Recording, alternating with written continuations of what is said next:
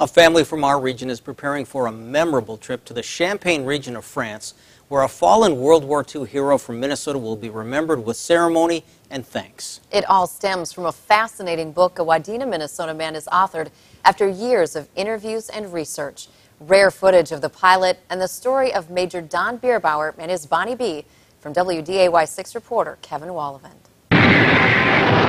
Don Bierbauer was one of those boys who enlisted after hearing about the attack on Pearl Harbor. He was a pretty normal Minnesota kid, helping his dad on the creamery.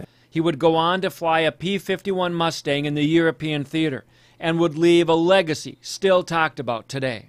He died in 1944, so he is one of America's major pilots, but he was pretty much forgotten because he died.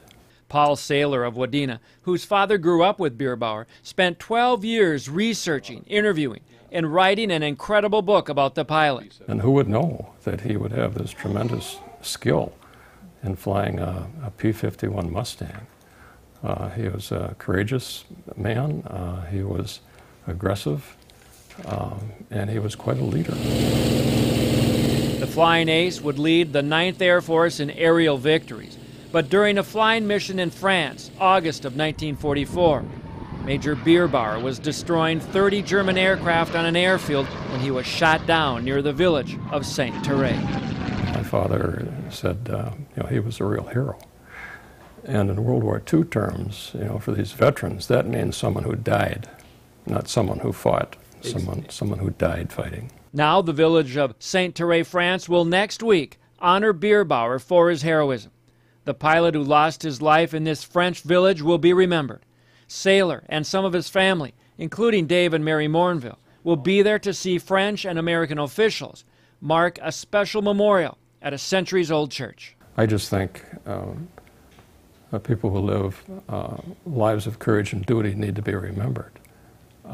We appreciate those stories and people like that. It's just good for our society to remember.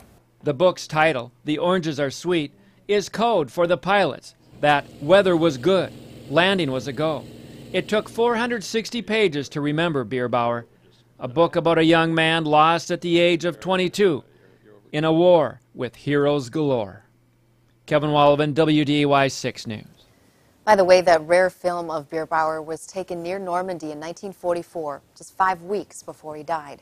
The book, Oranges Are Sweet, is available at the Fargo Air Museum and on Amazon.